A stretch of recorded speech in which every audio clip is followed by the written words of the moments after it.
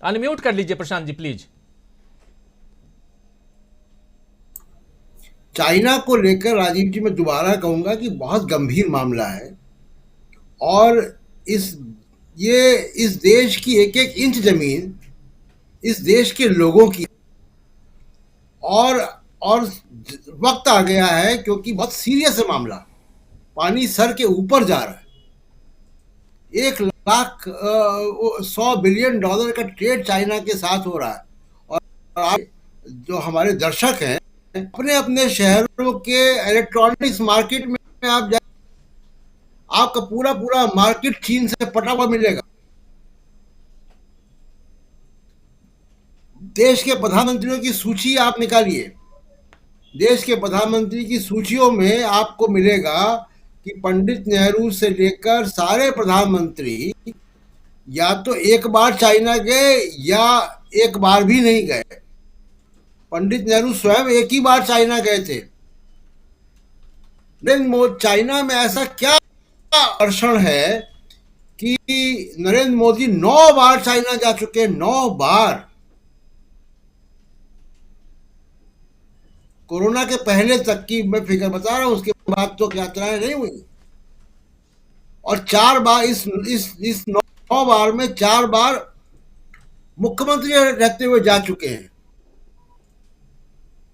तो ऐसा क्या रिश्ता है चाइना के साथ कि आप चुप हो जाते हैं? चाइना का प्रधानमंत्री आता है तो आप उठ के खड़े हो जाते हैं, आते हैं उससे, बावजूद इसके कि हमारे सैनिकों को मार चुका है वो, बावजूद इसके कि वो इतना जमीनों पे घुस चुका। मैंने अभी डेटा आपको बताया कि कितनी 600 से ज़्यादा बार वो उसने 2000 में एलएसी क्रॉस किया चाइनीज ट्रूप्स ने। जी। और अब 8 तारीख को जितना दुर्दांत हमला किया है चाइना ने, और उनकी यूनिट कोई बदली गई, वो नई यूनिट ने वो हमला किया, जो भी कारण हो, तो प्रधानमंत्री के स्तर पर इस पे जवाब आना चाहिए। और देश की जनता को, कोई भी कहीं हो, आप किसी शहर में हो, आपके सामने बीजेपी का एमएलए हो, कोई बीजेपी का कार्यकर्ता हो, कोई अधिकारी हो, आप पूछे उससे कि भाई इस पे चुप क्यों हो मामले पे। बिल्कुल सही कह अगर रहे आप हैं। सवाल नहीं पूछेंगे तो देश के साथ, कोई देश की सुरक्षा के साथ कोई बड़ा समझौता पर्दे के पीछे हो जा रहा है, तो उसको उसको रोकने की जिम्मेदारी देश की जनता की है ना। विपक्ष अपना काम कर रहा है, संसद में मामला उठा रहा है, प्रेस कॉन्फ्रेंस कर रहा है। और मैं तो विपक्ष से भी कि सरकार तो नहीं लाएगी, कम से कम चाइना के मामले पर जो पवन खेड़ा जी बता रहे हैं एप्स सबूतों के साथ, और कितनी विजिट हुई है प्रधानमंत्री नरेंद्र मोदी की चीन में, बिना एजेंडा वाली मीटिंग भी हुई है।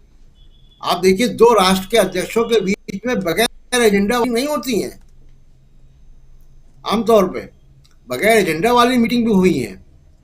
तो एक वाइट पेपर तो विपक्ष को भी लाना चाहिए कि कितनी बार एलएसी क्रॉस किया है, कितने हमारे सैनिक, अभी जो 8 तारीख हुआ है 30 से ऊपर सैनिक हमारे भारत के घायल हुए, जिसमें कि लगभग सैनिक या 6 सैनिक जो है गुवाहाटी के अस्पताल में भर्ती हैं, जिनको सीरियस इंजरीज हैं, फ्रैक्चर तक है, हड्डी टूटी है। जो रिपोर्ट लगातार करते रहे वो जिम्मेदार लोग बता रहे हैं ये बात। मैं कर्नल अजय शुक्ला की बात कर रहा हूँ। कर्नल अजय शुक्ला की सारी रिपोर्ट अब तक सही साबित हुई है चाइना के मामले पे, चाहे वो गालवन का मामला हो, चाहे वो डोकलाम का मामला हो। उनकी रिपोर्ट है, उनके सूत्र बता रहे हैं कि 6 लोग अस्पताल में भर्ती हैं और 35 लोग घायल हुए भारतीय सेना के। तो ये देश की जनता की, विपक्ष की नेताओं की, सारी पार्टियों की जिम्मेदारी है कि उनको बीजेपी का व्यक्ति जहां भी मिले उससे पूछे, तब तो दबाव बनेगा, बिल्कुल। तब तो प्रधानमंत्री कुछ बोले, क्योंकि प्रेस कॉन्फ्रेंस वो करते नहीं है, संवाद वो करते नहीं है देश की जनता से। वन वे ट्रैफिक चलता है उनका, संसद में वो होते नहीं है। प्रधानमंत्री का जो 2 दिन संसद में, एक दिन राज्यसभा का, एक दिन लोकसभा में है, उस दिन भी वो नहीं होते हैं। उनके उनके मंत्रालय का दूसरा कोई जूनियर मिनिस्टर जवाब देता है। प्रधानमंत्री तो संसद के सदस्यों के सवालों का जवाब भी नहीं देते।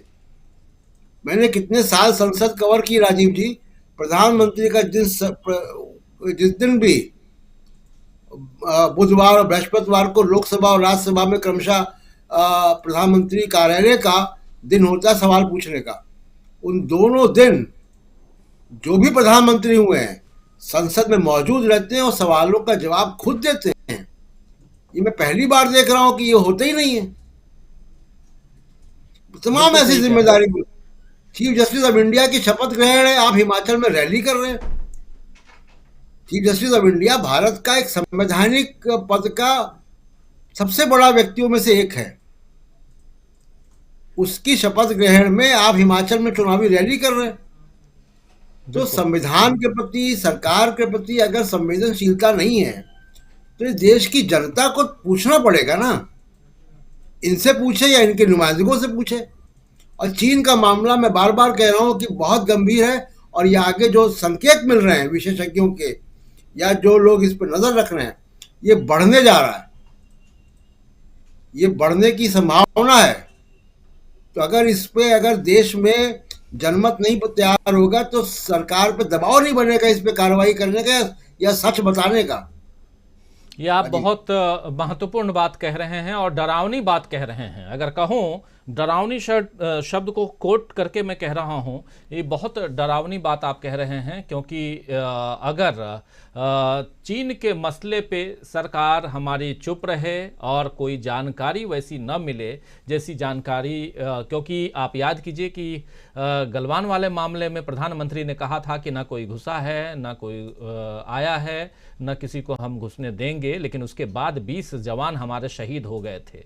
तो ये बहुत दुर्भाग्यपूर्ण है और उसके बाद सरकार को ये बात माननी पड़ी थी और फिर सरकार ने आधिकारिक तौर पर इसकी पुष्टि की थी। और इस वक्त जो बात हमारे साथी कह रहे हैं प्रशांत टंडन जी, वो भी बहुत महत्वपूर्ण है। तो इसलिए चीन के मसले पर लगातार, और अगर पाकिस्तान के मामले में कुछ भी होता है तो देश में राजनीतिक एक माहौल तैयार हो जाता है हिंदुस्तान और पाकिस्तान को लेकर के, लेकिन चीन के मामले पे क्यों नहीं होता है? चीन के मामले पे बात क्यों नहीं होनी चाहिए? और जब चीन के मामले पर सवाल पूछे जाते हैं तो यहाँ राजीव गांधी फाउंडेशन और पहले प्रधानमंत्री जवाहरलाल नेहरू सामने क्यों आ जाते हैं, उनका नाम क्यों सामने आ जाता है? ये कई सवाल हैं। इन सवालों का जवाब आज की तारीख में कांग्रेस को, जैसे कांग्रेस पूछ रही है, पूछना चाहिए और भी अग्रेसिव मोड में पूछना चाहिए। हमारे साथ जुड़ गए हैं पॉलिटिकल एनालिस्ट के रूप में, हमारे साथ लगातार बैठते हैं प्रोफेसर रविकांत जी। आपका स्वागत करता हूं प्रोफेसर रविकांत जी इस कार्यक्रम में। और हम चर्चा कर रहे हैं बीजेपी पर कांग्रेस का जोरदार प्रहार, और उस प्रहार